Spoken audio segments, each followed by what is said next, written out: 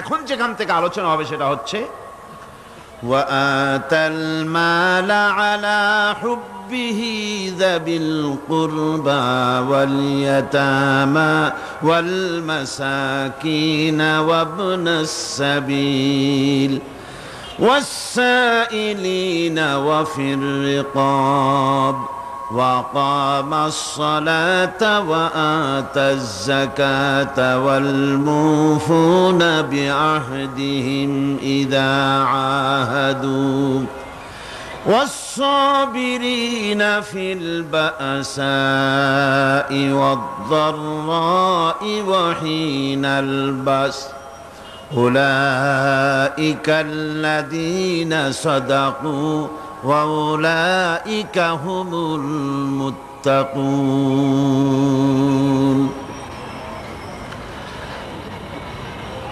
আল্লাহ পাকের প্রেমে উদ্বুদ্ধ হয়ে যারা নিজের প্রাণ প্রিয় সম্পদকে, ধনকে, সম্পদকে যারা এতিম, মিসকিন,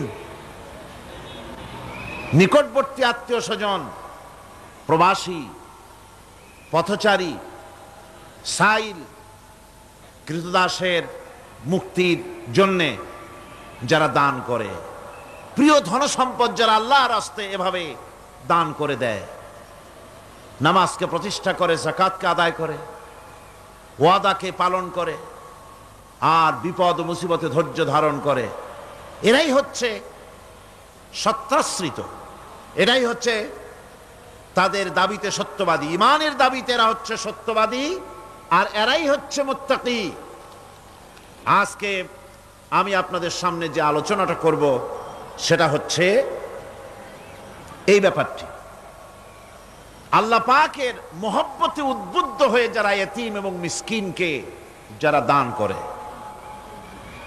আত্মীয় স্বজন, গরিব আত্মীয় স্বজন, অসহায় প্রতিবেশী, পথচারী, এদের জন্য যারা সাহায্য করে। কারণ হচ্ছে ইসলাম তো শুধু নামাজ রোজার কথাই বলেনি, ইসলাম মানুষের জীবনের সকল দুঃখ দুর্দশার দিকে লক্ষ্য রেখেছে। যারা বোঝে না তারা ইসলামকে শুধুমাত্র একটি ধর্ম মনে করে, আর ইসলামের যে অর্থনীতি আছে, সমাজনীতি আছে, এটা তারা বুঝতে পারে না। মাছের যেমন পচন ক্রিয়া শুরু হয় তার মাথা থেকে, সমাজের পচন শুরু হয় তেমন রাজনৈতিক নেতৃবৃন্দ, সমাজ নেতৃবৃন্দ এবং এক শ্রেণীর বুদ্ধিজীবীদের মাথা থেকে, তাদের থেকেই সমাজে পচন ক্রিয়া শুরু হয়ে যায়। এই শ্রেণীর লোকদের দাবি হলো ধর্ম আর অর্থনীতি সম্পূর্ণ দুই প্রান্তিক দিকে বাস করে। ধর্ম এক জিনিস আর অর্থনীতি হচ্ছে আর এক জিনিস, রাজনীতি হচ্ছে ভিন্ন জিনিস। তারা জানে না যে ইসলাম হচ্ছে পূর্ণাঙ্গ জীবন বিধান। আল্লাহ পাক বলছেন এই কোরআনকে যারা অনুসরণ করবে তাদের তো খাওয়া পড়ার অভাব হওয়ার কথা না। কোরআনে কারিমে আল্লাহ রাব্বুল আলামিন বলেন, ফামান তাবিআ হুদায়া ফালা খাউফুন আলাইহিম ওয়ালা হুম ইয়াহজানুন। আল্লাহ পাক বলেন এই কোরআনের অনুসরণ যারা করবে, এই কোরআনের আইন যারা মেনে চলবে, কোরআনকে মেনে যারা চলবে, এর শাসন যারা মেনে চলবে, ফালা খাউফুন আলাইহিম, ওদের জন্য কোনো ভয় নাই, ওয়ালা হুম ইয়াহজানুন, ওদের জন্য কোনো চিন্তাও নাই। কিসের ভয় নাই? যেই সমাজে কোরআনের আইন চালু হয়ে যাবে, ওই সমাজের ভিতরে চুরির ভয়, ডাকাতির ভয়, জেনার ভয়, হত্যার ভয়, ধর্ষণের ভয়, লাঞ্ছনার ভয়, গঞ্জনার ভয়, কোনো ভয় থাকবে না। ওয়ালা হুম ইয়াহজানুন, ওই সমাজের মানুষের মনে কোনো চিন্তাও থাকবে না। কিসের চিন্তা থাকবে না? যেই সমাজে কোরআন চালু হয়ে যাবে, কোরআনের আইন দিয়ে সমাজ পরিচালিত হবে, ওই সমাজের মানুষের খাওয়া পড়া, শিক্ষা, চিকিৎসা, বাসস্থানের কোনো চিন্তা থাকবে না। ইসলামী সমাজ তার গ্যারান্টি দেবে। জোরে বলেন সুবহানাল্লাহ, জোরে বলেন আলহামদুলিল্লাহ। এটা আল্লাহ পাকের ওয়াদা। কার ওয়াদা? জোরে কোন তো? আল্লাহ পাক। ফামান তাবিআ হুদায়া ফালা খাউফুন আলাইহিম ওয়ালা হুম ইয়াহজানুন, আল্লাহ পাকের ওয়াদা। কিন্তু দুর্ভাগ্য আমাদের, আল্লাহর ওয়াদা বিশ্বাস হয় না। ওই যে প্রথম দিন বলেছিলাম যে ওয়াদার মৌসুম এসে গেছে, ওয়াদার এক বিরাট মৌসুম এসে গেছে। এখন থেকে যত জনসভা হবে শুনতে পারবেন শুধু ওয়াদা আর ওয়াদা। এই সব ওয়াদাগুলি মানুষেরা বিশ্বাস করে, কিন্তু আল্লাহ পাকের ওয়াদা মুসলমান হওয়া সত্ত্বেও মগজে ঢোকে না, মনের মধ্যে বিশ্বাস স্থাপন করতে পারে না। আল্লাহ পাক বলছেন কোরআনকে মানো, কোরআনকে মেনে চলো, তাহলে সমাজ সুন্দর হবে, ভয় থাকবে না, চিন্তা থাকবে না। এই পৃথিবীতে প্রথম দিন থেকেই পৃথিবীতে দুইটা শ্রেণী চলে এসেছে। এই পৃথিবীতে একটা হচ্ছে ধনী আর একটা হচ্ছে দরিদ্র, ধনী আর গরিব। আবহমান কাল থেকে এই দুই শ্রেণী চলে আসছে। আদিকাল থেকেই মানুষ এই দুই শ্রেণীর ভিতরে সমতা সৃষ্টির জন্য প্রচেষ্টা চালিয়েছে। দার্শনিকরা চালিয়েছে, বিজ্ঞানীরা চালিয়েছে, এবং এক একজন এক এক ধরনের মতবাদ দিয়ে এই দুই প্রান্তিক অবস্থা থেকে একই সমান্তরালে আনার জন্য চেষ্টা আর কম করেনি। পুঁজিবাদের হাত থেকে রক্ষা পাওয়ার জন্যে সমাজতন্ত্র তৈরি হলো, কমিউনিজম তৈরি হলো। অবস্থা তারা দেখতে পেল সর্বনাশ। আগে তো ছিলাম চোরের বাড়ির সামনে, সব চুরি হয়ে যেত, এখন তো ডাকাতের ঘাটে সেই নৌকা লাগালাম, এখন তো জানও যাবে। সেজন্য সমাজতন্ত্র পৃথিবীকে কিচ্ছু দিতে না পেরে নিজের দেশেই আত্মহত্যা করল। এরপরে আবার বাঁচার জন্য মুক্তবাজার অর্থনীতির নামে সমাজতন্ত্রীরা আবার সেই পুঁজিবাদের দিকে অগ্রসর হওয়ার চেষ্টা চালাচ্ছে। পৃথিবী সাক্ষী, দুনিয়া সাক্ষী, মানুষের তৈরি করা মতবাদ দিয়া পৃথিবীতে কোথাও স্থায়ী কোনো শান্তি আসে নাই। এ কথাটা কি মিথ্যা না সত্য? এ কথা মিথ্যা না সত্য? সুতরাং এই পৃথিবীর বুকে না সমাজবাদ দিয়ে শান্তি হবে, না পুঁজিবাদ দিয়ে শান্তি হবে। পৃথিবীর বুকে শান্তি হতে পারে কেবলমাত্র নবীদের পরিকল্পনার মাধ্যমে। কারণ দার্শনিক বিজ্ঞানীরা যা বলেছেন, পরিকল্পনা দিয়েছেন, সব তাদের মন মস্তিষ্ক প্রসূত। আর আম্বিয়া আলাইহিমুস সালাম যে পরিকল্পনা দিয়েছেন, সব আল্লাহ রাব্বুল আলামিনের দেওয়া। নবীদের পরিকল্পনা কার? জোরে চিল্লায় কোন কার? আল্লাহ রাব্বুল আলামিন তাদেরকে পরিকল্পনা দিয়েছেন। সেই পরিকল্পনার ভিত্তিতে তারা আদর্শ সেট করেছেন। মানুষের মধ্য থেকে দুঃখ, দুর্দশা, দারিদ্র, ক্ষুধা সব দূরীভূত হয়েছে, মানুষ সুখ পেয়েছে, সমৃদ্ধ পেয়েছে। ওই হাদিস আপনাদের সামনে আরো বলেছি, অনেক ওলামারা বলেছেন, আপনাদের আবার স্মরণ করিয়ে দিচ্ছি। সেই যে হযরতে খাব্বাব রাদিয়াল্লাহু তাআলা আনহু রাসূল করিম সাল্লাল্লাহু আলাইহি ওয়াসাল্লামের খেদমতে গিয়ে বলেছিলেন যে আলা তাস্তানসিরু লানা আলা তাদউ লানা, হে রাসূল আপনি কি আমাদের জন্য দোয়া করবেন না? আমরা তো না খেয়ে মরে গেলাম, আমরা তো ক্ষুধার জ্বালায় মরে গেলাম, আমরা তো মার খেতে খেতে শেষ হয়ে গেলাম, আপনি কি আল্লাহর কাছে আমাদের জন্য দোয়া করবেন না? আল্লাহর নবী কাবা শরীফের ছায়ায় আরাম ফরমাচ্ছিলেন। হযরতে খাব্বাবের কথা শুনে আল্লাহর নবী উঠে বসলেন আর তিনি বললেন, ও সাহাবী খাব্বাব শোনো, তোমাদের আগে এই জমিনে যারা দ্বীনের দাওয়াত দিতে এসেছিলেন তাদেরকে সমাজ শক্তি, রাষ্ট্র শক্তি তাদেরকে ধরত।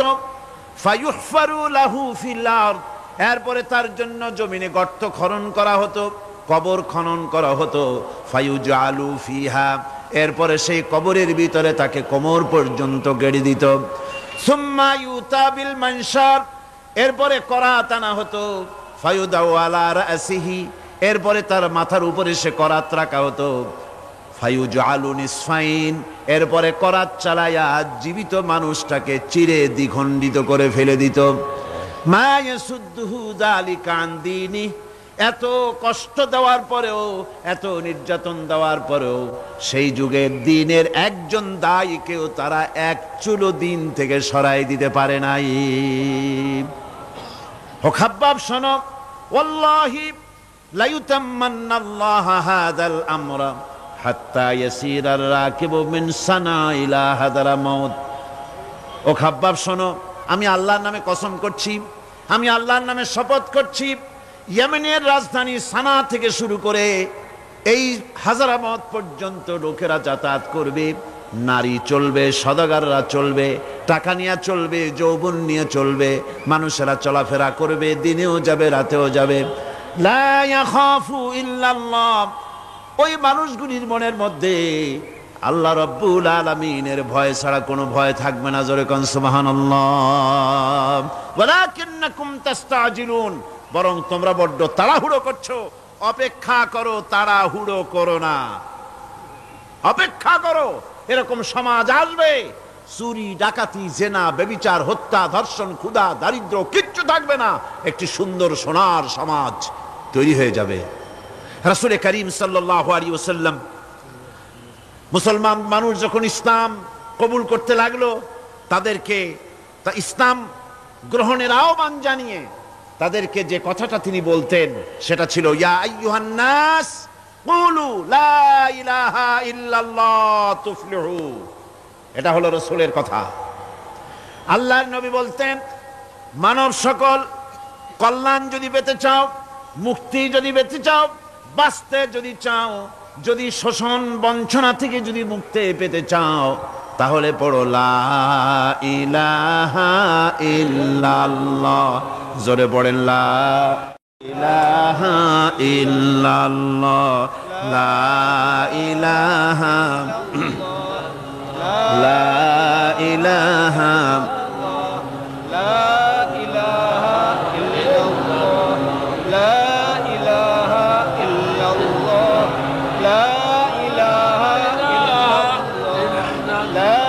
লা ইলাহা ইল্লাল্লাহু মুহাম্মাদুর রাসূলুল্লাহ।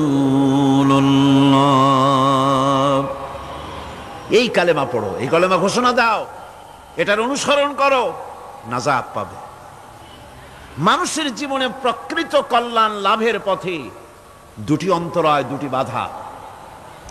তার একটি বাধা হচ্ছে তার ভীতি, ভয়,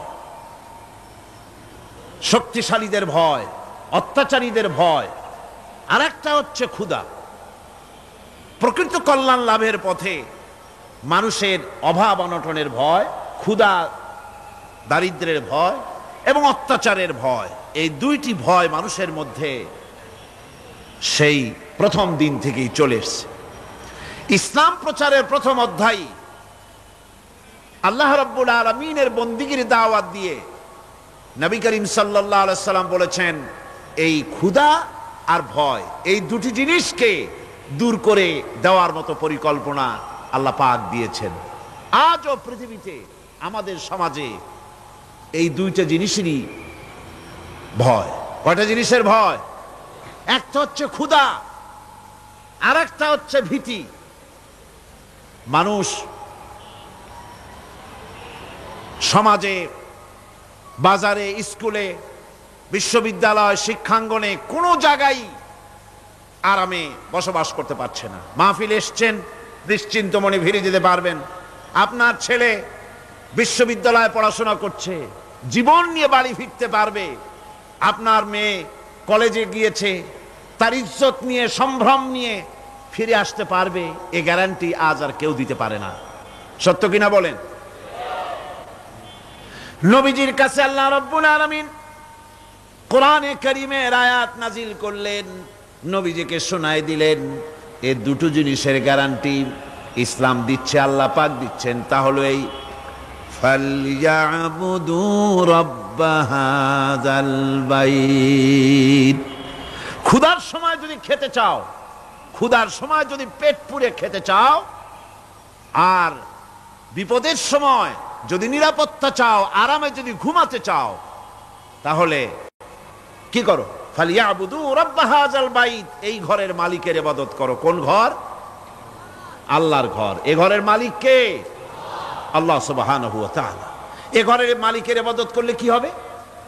আল্লাহ রাব্বুল আলামিন বলেন, আল্লাযী আত'আমাহুম মিন জু'ইন ওয়া আমানাহুম মিন খাউফ।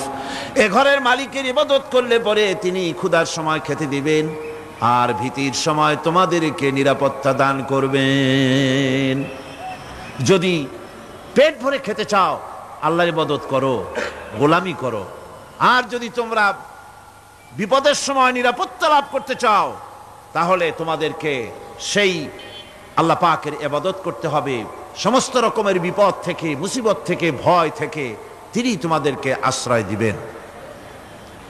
সুতরাং আল্লাহর প্রতি ঈমান আনতে হলে শুধু সেজদা দেওয়াই যথেষ্ট নয়।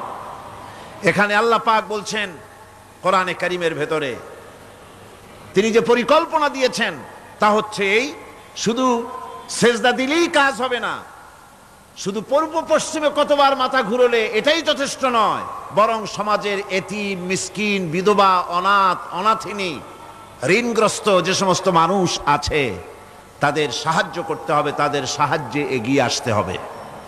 অন্যথায় আল্লাহ এবং তার দ্বীনের প্রতি ঈমান মিথ্যা বলে প্রমাণিত হবে।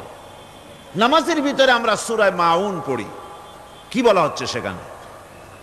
আরাআইতাল্লাযী ইউকাযযিবু বিদ্দীন ফাযালিকাল্লাযী ইয়াদুল ইয়াতীম ওয়ালা ইয়াহুদ্দু আলা তুআমিল মিসকিন।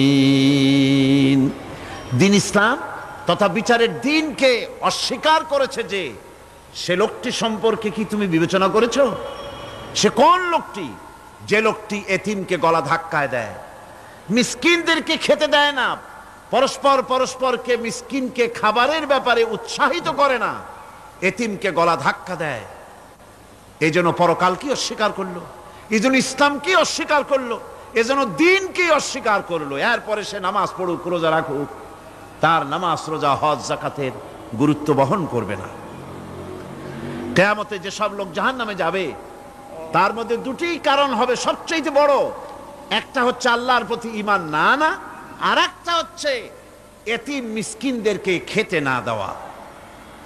এদের শাস্তি কিরকম হবে? আল্লাহ রাব্বুল আলামিন বলেন,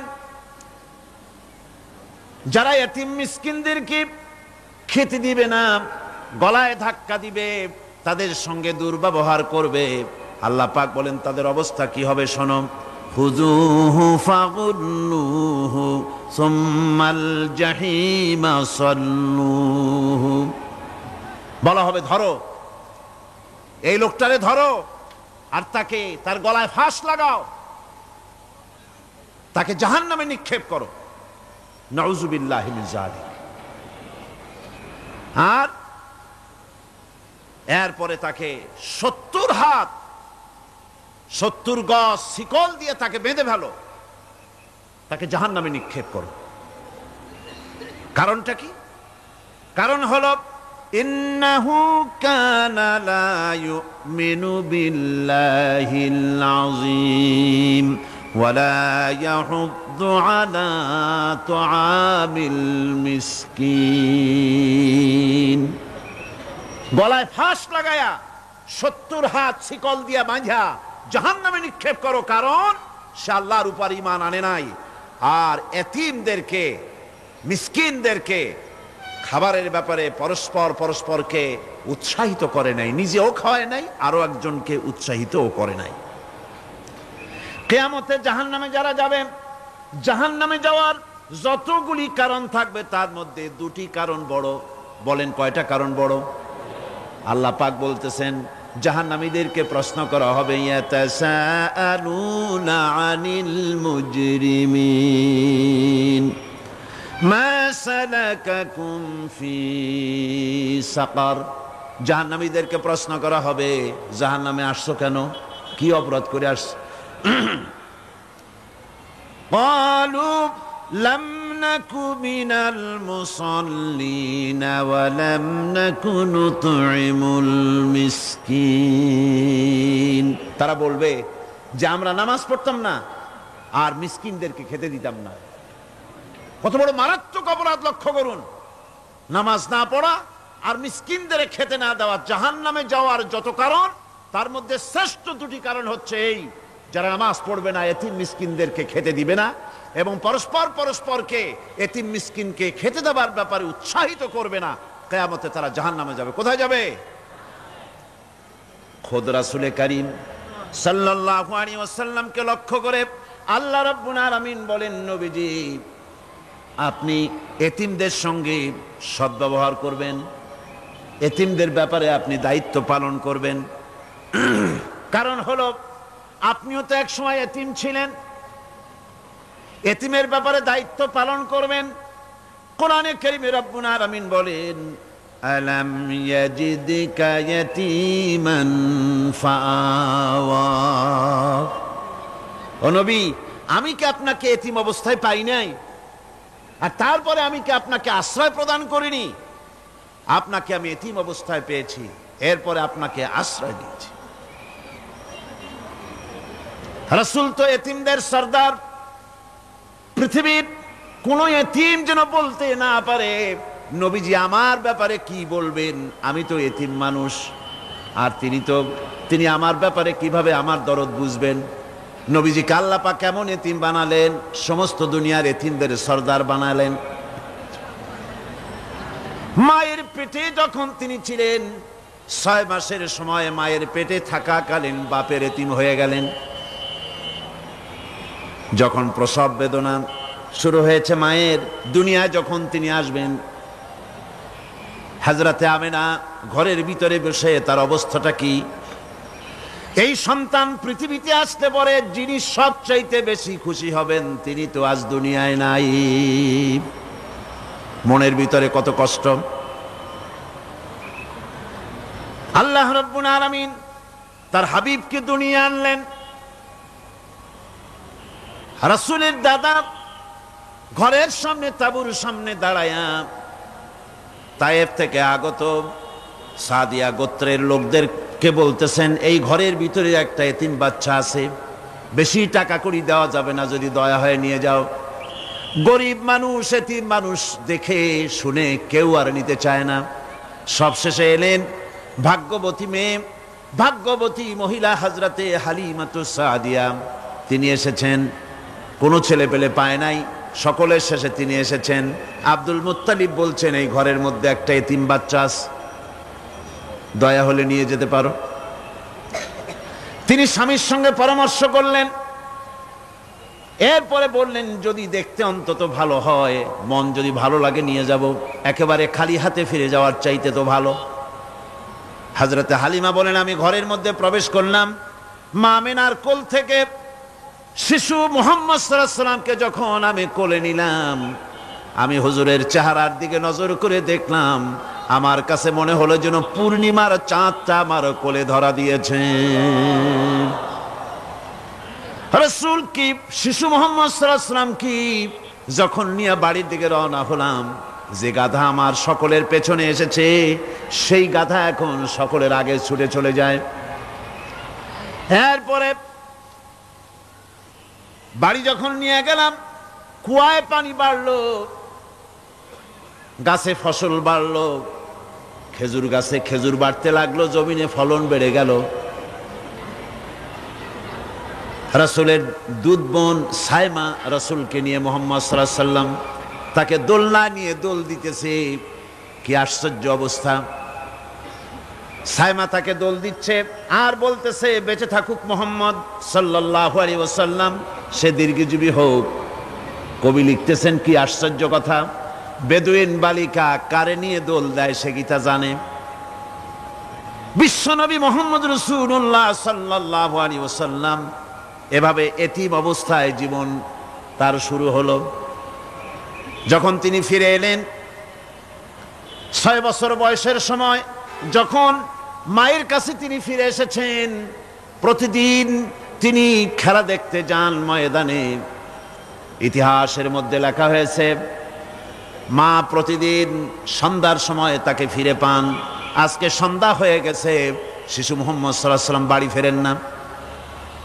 কারণ কি, কেন বাড়ি ফেরে না? সন্ধ্যার দিকে তিনি চলে গিয়েছেন পাহাড়িয়া ময়দানে, যে দেখেন ধুধু করতেছে চতুর্দিকে, সন্ধ্যা হয়ে গেছে, অন্ধকার হয়ে গেছে, কোনো ছেলে পেলে নাই, কেউ নাই। পাহাড়ের পাদদেশে বসে শিশু মুহাম্মদ সাল্লাল্লাহু আলাইহি সাল্লাম কাঁদতেছেন। মা প্রশ্ন করলেন, বাবারে, সন্ধ্যা উত্তীর্ণ হয়ে গেল, কেন একা একা বসে বসে কাঁদো?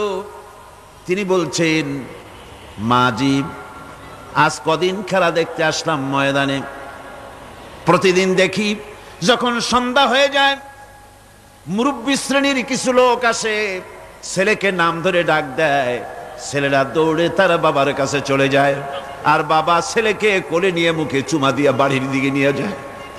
আমি আজ কদিন পর্যন্ত এই ময়দানে এলাম, কোনোদিন সন্ধ্যাবেলায় তো কেউ এসে আমাকে মোহাম্মদ বলে একটা ডাক দিল না। আমার আব্বা কি নাই? আল্লাহ রাব্বুল আলামিন বলেন, আলাম ইয়াজিদকা ইয়াতীমান ফাআওয়া। এরকম এতিম অবস্থায় পেয়ে আমি কি আপনাকে আশ্রয় দেই নাই? আপনাকে আমি পেয়েছি এতিম অবস্থায়, এরপরে আমি আপনারে আশ্রয় দিলাম। ওয়া ওয়াজাদাকা দাল্লান ফাহাদা। এরপরে আমি আপনাকে পথ হারা পেলাম, আমি আপনাকে পথের দিশা দিয়া দিলাম। ওয়া ওয়াজাদাকা আইলান ফাআগনা। এরপরে আমি আপনাকে দরিদ্র অবস্থায় পেয়েছি, তারপরে আমি আপনার দারিদ্র মুক্ত করেছি আপনাকে। সুতরাং ফাআম্মাল ইয়াতীমা ফালা তাকহার ওয়া আম্মাস সাইলা ফালা তানহার ওয়া আম্মা বিনি'মাতি রাব্বিকা ফাহাদ্দিস। সুতরাং নবী, এতিমের প্রতি নির্মম ব্যবহার করো না, এতিমের প্রতি ভালো ব্যবহার করো, নির্মমতা দেখাইও না। আর ভিক্ষুককে ধমক দিও না, রূঢ়তা দেখিও না, আর আল্লাহর নিয়ামতের প্রশংসা করো। বহুত মানুষ আছে এতিমরে গলায় ধাক্কা দেয়। মানুষ যখন ভিক্ষা নিতে আসে, গরিব মানুষ ভিক্ষা চাইতে আসছে, ওই মেয়ে আত্মাহিত জানো, দোয়া কুনুত জানো, বাড়ি যেয়ে কাজ করবা, এই সব আজে বাজে কথা বলিয়া ভিক্ষা দেয় না। আহা, সাইলকে ধমক দিতে রাসূল করিম সাল্লাল্লাহু আলাইহি ওয়াসাল্লাম নিষেধ করেছেন, সাইলকে ধমক দিও না। গাড়িতে বসে যাচ্ছেন সাহেব, ট্রাফিক মোড়ে যখন সিগন্যাল জ্বলল, গাড়িগুলি দাঁড়ায় গেল, ফকির এসেছে, হাত নাই পাও নাই, বুড়া মানুষ, একটা পয়সা বার করে না। আবার এই মানুষটি ওই ফকিরকে ধমক দিয়া বার করে দিল। এরপরে এই লোকটি যখন কোনো মাজারের কাছে পৌঁছে গেল, 500 টাকার কড়কড়ে নোটটা ফেলে দিল। বলেন টাকা দরকার কার? মরা মানুষের না জিন্দা মানুষের? কার দরকার? যার টাকা দরকার ছিল তারে দেওয়া হলো না, যার দরকার নাই তারে দেওয়া হলো। এরপরে লোকটা না খেয়ে যখন মারা গেল, পথের ফকির, রাস্তার ফকির, না খেয়ে মারা গেছে। এরপরে তার কাফনের কাপড় নাই, লোকটাকে রাস্তার উপরে শোয়া একটা ছেঁড়া কাপড় দিয়ে ঢেকে রেখেছে। বড় লোকেরা, সাহেবরা তখন গাড়ি দাঁড় করে 5টা টাকা 2টা টাকা করে তার লাশের উপরে মারতেছে। এটা মানবতার এর চাইতে লাঞ্ছনা, মানবতার জন্য এর চাইতে গঞ্জনা আর কিছুই হতে পারে না। মানবতার প্রতি লাঞ্ছনা এর থেকে আর দুর্গতি কি হতে পারে? বেঁচে থাকার সময় 1টা টাকা আপনি দিলেন না, মরে যাওয়ার পর বিদায় হয়েছে বালাই, এখন দেওয়া শুরু করেছে। আমার বন্ধুগণ, এজন্য এতিমের প্রতি দরদ করার জন্য আল্লাহ পাক কোরআনের ভিতরে পরিষ্কার বলেছেন। রাসূল করিম সাল্লাল্লাহু আলাইহি ওয়াসাল্লাম নিজে এতিম ছিলেন, আর এতিমের প্রতি তার এত দরদ ছিল, একবার তিনি ঈদের দিকে নামাজ পড়ার জন্য যাচ্ছেন, প্রতিমধ্যে দেখেন একটা বাচ্চা ছেলে কাঁদতেছে। এই রাস্তায় কত মানুষ গেল, কেউ দাঁড়ালো না থমকে, বাচ্চার ক্রন্দন কাউকে থামাইতে পারলো না। কিন্তু বিশ্ব নবী, দয়ার নবী রাহমাতুল লিল আলামিন বাচ্চার কান্না দেখে পাও বাড়াতে পারলেন না। নবীজি দাঁড়ায় গেলেন, জিজ্ঞেস করেন, ও বাচ্চা, ঈদের দিনে কাঁদো কেন? ঈদের দিনে তো কাঁদতে নাই। বাচ্চা বলে, তোমার কাছে বলবো না, আমি সেই সকালবেলা থেকে বসে আছি, আমি যদি মক্কার আব্দুল্লাহর পুত্র মুহাম্মদ রাসূলুল্লাহ সাল্লাল্লাহু আলাইহি সাল্লামকে পাই, মনের দুঃখ তার কাছে বলবো। বিশ্ব নবী জমিনের উপরে বসে পড়লেন, বাচ্চারে কোলের উপরে উঠায় বলেন, বাচ্চা বলো কি তোমার দুঃখ, তুমি যার জন্য বসেছো আমি তো সেই এতিম নবী, কি বলতে চাও? বাচ্চা বলতেছেন, ইয়া রাসূলুল্লাহি, আমার বাবা মারা গেছে সেই ছোট্টবেলায়, একেবারেই তখন মায়ের পেট থেকে আমি আসার পর বাপ মরে গেল, আমার মা আর একজনের সঙ্গে বিয়ে বসেছে, সেই পুরুষটি আমারে দেখতে পারে না, আমার মা যদি আমারে কোলে করে সে সহ্য করতে পারে না, আমারে চুমা খাইলে সহ্য করতে পারে না, আমারে খাবার দিলে মা মার খায়। আজ ঈদের দিনে রাতে আমার মা আমাকে বলল, বাবারে তোমার কপাল খারাপ, তোমার বাবা মারা গেছে, তোমাকে সাহায্য করার কেউ নাই, আমি তোমার যত্ন করতে পারলাম না, কোলে নিয়ে চুমাও দিতে পারি না, আমার এমনই কপাল খারাপ। সুতরাং এতিমের দরদ এতিম ছাড়ার কেউ বুঝবে না, তুমি আজ চলে যাও, ওই রাস্তায়, ঈদের রাস্তায় দাঁড়ায় থাকো, মাঠের রাস্তার পাশে, বিশ্ব নবীর কাছে তোমার দুঃখ বলো, এতিমের দুঃখ তিনি বুঝবেন। আমি মায়ের কথা মতো এই জায়গায় এতক্ষণ বসে আছি, হুজুর আপনি দয়া করে, আমার কথা তো আপনার কাছে বললাম, আমার মনের এই দুঃখ। নবীজি বাচ্চার কথা শুনতেছিলেন, চোখ দিয়া পানি পড়তেছিল, বাচ্চাকে বুকের সঙ্গে জড়িয়ে ধরে নবীজি বলেন, ও এতিম, মুহাম্মদ সাল্লাল্লাহু আলাইহি ওয়াসাল্লাম যদি তোমার পিতা হন আর হযরতে আয়েশা যদি তোমার মা হয়ে যায়, বলো তোমার মনের দুঃখ মেটে নাকি? ছেলে ডুকরে কেঁদে উঠলো আর বলল, ইয়া রাসূলুল্লাহ, আপনি যদি আমার পিতা হন আর আয়েশা যদি আমার মা হয়ে যায়, এর থেকে বড় সৌভাগ্যের আমার তো আর কিছুই নাই। নবীজি এতিমকে বাড়ি নিয়ে গিয়ে হযরতে আয়েশার হাতে তুলে দিয়ে বললেন, আয়েশা রে, পবিত্র ঈদের দিনে আল্লাহ রাব্বুল আলামিন তোমার জন্য একটা উপহার পাঠিয়েছেন, এটা যত্ন করো। এতিমের প্রতি দরদ রাখার জন্য আল্লাহ রাব্বুল আলামিন বলেছেন, এতিম, মিসকিন, বিধবা, অসহায় লোক, তাদের প্রতি যাতে করে মুসলিম সমাজ লক্ষ্য রাখে, সেজন্য আল্লাহ পাক নির্দেশ করেছেন। বুখারী এবং মুসলিম শরীফের হাদিসে এসেছে, আস-সাই আলাল আরমালাত ওয়াল মিসকিন কাস-সাই ফি সাবিলিল্লাহ। বিধবাদের জন্য, মিসকিনের জন্য কেউ যদি কোনো উদ্যোগ গ্রহণ করে, কেউ কোনো সাহায্য দেয়, জিহাদের ময়দানে জিহাদ করে আল্লাহর রাস্তায় যে সওয়াব পাওয়া যায়, যে মর্যাদা পাওয়া যায় আল্লাহর কাছে, এতিম, মিসকিন, বিধবাকে সাহায্য করলে সেই সওয়াব আল্লাহ রাব্বুল আলামিন আমলনামায় দিয়ে দেন। ইসলাম যেহেতু মজলুম মানবতার জন্য পৃথিবীতে এসেছে, যারা বলে ইসলাম পুঁজিবাদের আশ্রয়স্থল, তাদের মতো বেকুব আর নাই। এই কথা তারা বলে উদ্দেশ্যমূলক ভাবে, রাজনৈতিক উদ্দেশ্যমূলক ভাবে সব কথা বলে। ইসলাম যদি পুঁজিবাদের আশ্রয়স্থল হবে, তাহলে তো ইসলাম সর্বপ্রথম কবুল করত ধনীরা, কথা ঠিক কিনা কন? কিন্তু ইসলাম কবুল করলো সর্বপ্রথম কারা? সর্বপ্রথম ইসলাম কবুল করেছে নিগৃহীত, নির্যাতিত গরিব মানুষগুলি, হযরত বেলালের মতো মানুষ, আম্মারের মতো মানুষ। এই সব গরিব মানুষগুলি, নারী, গরিব, অসহায়, নির্যাতিত, তারা ইসলাম কবুল করেছেন সর্বপ্রথম। সুতরাং ইসলাম পুঁজিবাদের আশ্রয়স্থল নয়, ইসলাম হচ্ছে দুনিয়ার সমস্ত মজলুম মানবতার আশ্রয়স্থল। যেরকম আলহামদুলিল্লাহ। আমার বন্ধুগণ, ইসলামী বিপ্লবীর দাওয়াতের পর্যায়ে মক্কি জিন্দেগিতে যখন সূরাগুলি রাসূলের আসতেছিল, সেই সময় আল্লাহ রাব্বুল আলামিন বলেছেন, ওয়াহাদাইনাহুন নাজদাইন, আমি কি উভয় স্পষ্ট পথ তাদেরকে দেখায় দেই নাই? উভয় স্পষ্ট পথ তাদেরকে দেখানো হয়েছে। ফালাকতাহামাল আকাবাতা ওয়া মা আদরাকা মাল আকাবা ফাক্কু রাকাবা। তুমি কি জানো, তারা, আসল কথা হলো তারা সেই দুর্গম বন্ধুর ঘাঁটিটি অতিক্রম করতে চায় না। তুমি কি জানো সেই বন্ধুর দুর্গম ঘাঁটিটি কি? তা হচ্ছে শৃঙ্খল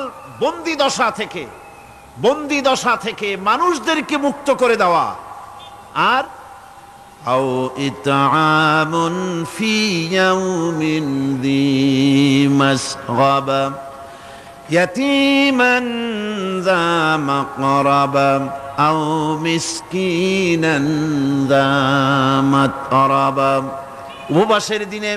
উপবাসের দিনে নিকটবর্তী এতিম দুঃখীকে খেতে দেওয়া, আর ধুলামলিন মিসকিন যারা আছে তাদেরকে খেতে দেওয়া, যাদের পেটে খাবার নাই ক্ষুধার দিনে খুঁজে খুঁজে তাদেরকে খাবার দেওয়া। এই সমস্ত কাজ যারা করবে আল্লাহ রাব্বুল আলামিন তাদের সম্পর্কে বলেছেন উলাইকা আসহাবুল মাইমানা। কিয়ামতের দিন এদের ডান হাতে আল্লাহ রাব্বুল আলামিন আমলনামা দান করবেন। জোরে কোন সুবহানাল্লাহ।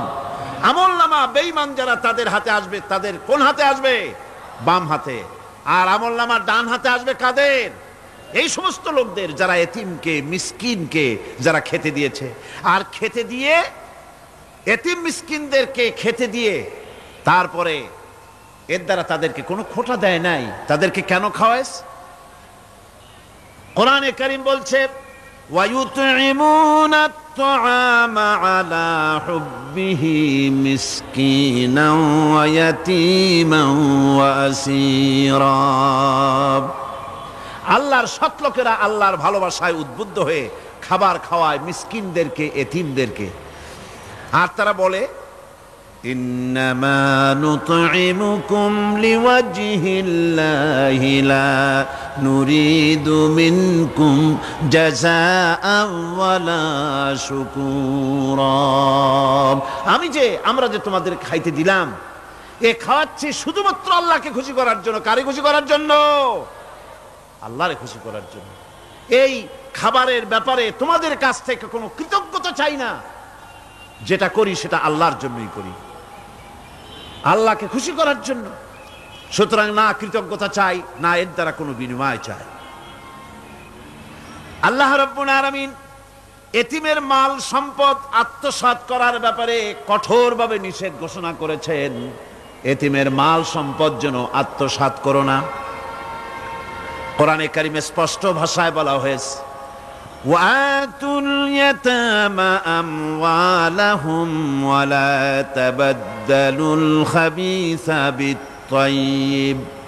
এতিমের মাল ধন সম্পত্তি যথাযথভাবে তাদের হাতে ফিরিয়ে দাও। ওয়ালা তাবাদদালুল খাবিসা বিত-তাইয়্যিব। আর তাদের ভালো মালগুলি তোমার খারাপ মাল দিয়া বদলাইয়া দিও না। ওয়ালা তাকুলু আমওয়ালাহুম ইলা আমওয়ালিকুম ইন্নাহু কানা হুবান কাবীরা। আর তাদের সম্পদ তোমাদের সম্পদের সাথে যেন মিশাইয়া হজম করে ফেলে দিও না। এটা অত্যন্ত মস্ত বড় গুনাহ। এ কাজ তোমরা করবে না। এতিমের ধন সম্পত্তি সাধারণত মামা এবং চাচাদের হাতে থাকে, ঠিক কিনা? কথা বোঝেন কিনা? এতিমের সম্পদ থাকে তাদের কাছে, মামা আর চাচাদের কাছেই বেশিরভাগ থাকে। এতিম তো ছোট্ট মানুষ, বড় হতে সময় লাগে। এই ফাঁকে তার ভালো মালগুলি নিয়ে তার বদলে নিজের পচা মাল রেখে দেয়, অথবা তার ভালো সম্পত্তিটা নিজের সম্পত্তির সাথে মিলাইয়া একাকার করে ফেলে দেয়। আল্লাহ রাব্বুল আলামিন কঠোরভাবে নিষেধ করেছেন, খবরদার এই কাজটি করবে না। যারা এমন কাজ করে, এতিমের মাল যারা নষ্ট করে, এতিমের মাল যারা খায়, তাদের সম্পর্কে আল্লাহ পাক বলছেন ইন্নাল্লাযীনা ইয়াকুলুনা আমওয়ালাল ইয়াতামা যুলমান ইন্নামা ইয়াকুলুনা ফি বুতুনিহিম নারা ওয়া সায়াসলাউনা সাঈরা। অন্যায়ভাবে এতিমের মাল যারা ভক্ষণ করে তারা তো এতিমের মাল খায় না, বরং পেটের মধ্যে তারা আগুন ঢুকায়। পেটের মধ্যে কি ঢুকায়? আর অচিরেই এদেরকে জাহান্নামে নিক্ষেপ করা হবে। কোথায় নিক্ষেপ করা হবে? জাহান্নামে। যারা এতিমের মালকে ভক্ষণ করে, এতিমের মাল নষ্ট করে, এতিমের হক নষ্ট করে, তাদের জায়গা জাহান্নাম। আর এতিমের মাল যারা খায় তারা যেন আগুন খায়। কি খায়? এতিমের ধন সম্পদ হজমকারীদের ব্যাপারে তাদের যে বিরাট হীনমন্যতা কাজ করে, এজন্য আল্লাহ পাক বলতেছেন কাল্লা বাল্লা তুকরিমুনাল ইয়াতীম। না, কখনোই নয়। আসল ব্যাপার হচ্ছে তোমরা হীনমন্যতার কারণে এতিমকে সম্মান দাও না, এতিমকে মর্যাদা দাও না। ওয়ালা তাহাজ্জুনা আলা তুআমিল মিসকিন, আর মিসকিনদেরকে তোমরা পরস্পরকে খেতে দেওয়ার জন্য তোমরা উৎসাহিত করো না, নিজেরাও খাওয়াও না, অন্যদেরকেও সে পথে উৎসাহিত করো না। এই যে কাজগুলি তোমরা করো, এটা মস্ত বড় অপরাধ। আল্লাহ রাব্বুল আলামিন এতিমের মাল সম্পর্কে আরো বলছেন ওয়ালা তাকরাবু মালাল ইয়াতীম ইল্লা বিল্লাতি হিয়া আহসান হাত্তা ইয়াবলুগা আশুদ্দাহু। আল্লাহ পাক বলছেন এতিমের মালের নিকটবর্তীও হবে না যতক্ষণ পর্যন্ত তারা যৌবন প্রাপ্ত না হয়, বুদ্ধি শুদ্ধি না আসে, ততক্ষণ পর্যন্ত এতিমের মালের কাছে যাবে না। হ্যাঁ যাবে, মালটাকে রক্ষণ করার জন্য, রক্ষণাবেক্ষণ করার জন্য, মালগুলি খাওয়ার জন্য না। এতিমদের ব্যাপারে আল্লাহ পাক এভাবে সতর্ক করেছেন। মানুষ যখন, বাচ্চাগুলি যখন এতিম হয়ে যায়, বাচ্চা বেঁচে থাকতে, বাচ্চার বাপ মা বেঁচে থাকতে বাচ্চারে কোলে নেয়। দেখবেন বড় লোকের ছেলে দেখতে ভালো দেখা যাচ্ছে না, নাকে ময়লা তাতে ময়লা, তারপরেও বড় লোক, সেই জন্য বাচ্চাটারে কোলে নেয়। ইচ্ছা করে না, তারপরেও তারে খুশি করার জন্য কোলে নেয়। করে না কি এরকম? এরকম করে। বাপ মা বেঁচে আছে তখন চাচাতে মামুতে ভাগ্নাকে ভাতিজাকে আদর করে কোলে নেয়, ঘাড়ে নেয়, চুমা খায়। আর যখন বাপ মা মরে গেল, বাপ যখন মারা গেল, এই ছোট্ট বাচ্চাটি চাচার দিকে ফ্যালফ্যাল করে তাকায়, মায়ের দিকে তার মামার দিকে ফ্যালফ্যাল করে তাকায়, একটি বারের জন্য কোলে নিয়ে তখন আর আদর করে না। মনের মধ্যে তখন দুর্বিসন্ধি থাকে, এই বাচ্চা মরুক অথবা তার সম্পদ যা আছে সম্পদগুলিকে লুটপাট করে নেই। দেখেন এবার মিলান কথার সাথে আল্লাহ পাকের লাইসাল বিররা আন তুওয়াল্লু ওয়ুজুহাকুম কিবালাল মাশরিকি ওয়াল মাগরিব। পূর্ব পশ্চিমে কত মাথা ঘুরালে, কত সেজদা দিলে, এটাই কিন্তু পুণ্যবান হওয়ার জন্য বড় কথা নয়, বরং শর্তই হলো আগে যা বলেছি সেগুলি। আর শর্ত হলো এতিম মিসকিনদেরকে, বিধবাদেরকে, অসহায়দেরকে সাহায্য করতে হবে। এগুলি করলে তাহলে তুমি মুমিন বলে প্রমাণিত হবে, তুমি সৎ ব্যক্তি, ভালো মানুষ, নেককার, পুণ্যবান বলে আল্লাহ পাকের দরবারে তুমি প্রমাণিত হবে। আমি এই বিষয়ের উপরে রাত প্রায় অনেক হয়ে গিয়েছে, 9:45 মতো, অনেক দূর থেকে আপনারা আসেন, কাজী আমি আলোচনা আজকে আর বাড়াবো না। মোনাজাতের জন্য বসেন, এক্ষুনি মোনাজাতের জন্য দাঁড়ানো ভাইরা সব বসে পড়েন। আল্লাহুম্মা আমিন। রব্বানা যালামনা আনফুসানা ওয়া ইন লাম তাগফির লানা ওয়া তারহামনা লানাকুনান্না মিনাল খাসিরিন। রব্বানা লা তুযিগ কুলুবানা বা'দা ইয হাদাইতানা ওয়া হাব লানা মিন লাদুনকা রাহমাতান ইন্নাকা আনতাল ওয়াহ্হাব। আয় আল্লাহ তাআলা, এই বিশাল জনসমুদ্র নিয়ে তোমার দরবারে হাত তুলেছি পবিত্র মেরাজের রজনীতে।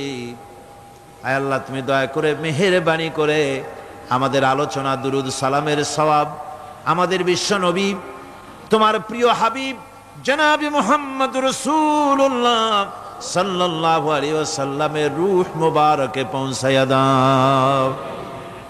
সমগ্র বিশ্বের মাটির নিচে যত মুমিন মুমিনাত শুয়ে আছেন তাদের আরো আর পরে সওয়াব পৌঁছায় দাও।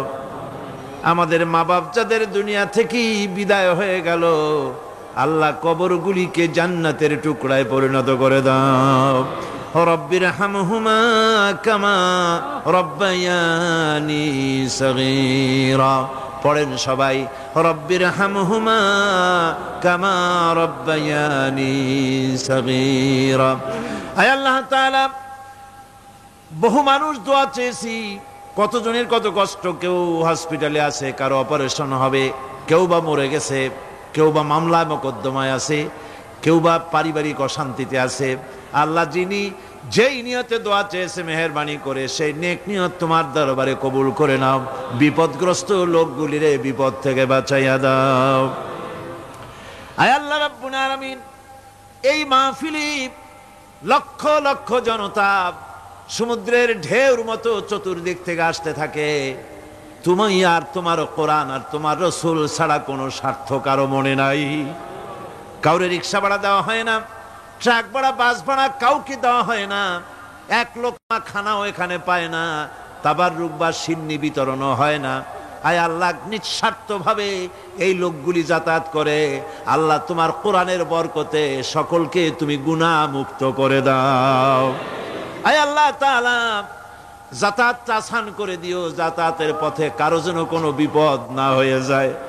আয় আল্লাহ তাআলা, বাড়ি ঘর ফালায় আসে, বাড়ি ঘর তোমার ফেরেশতা দিয়ে তুমি হেফাজত করো।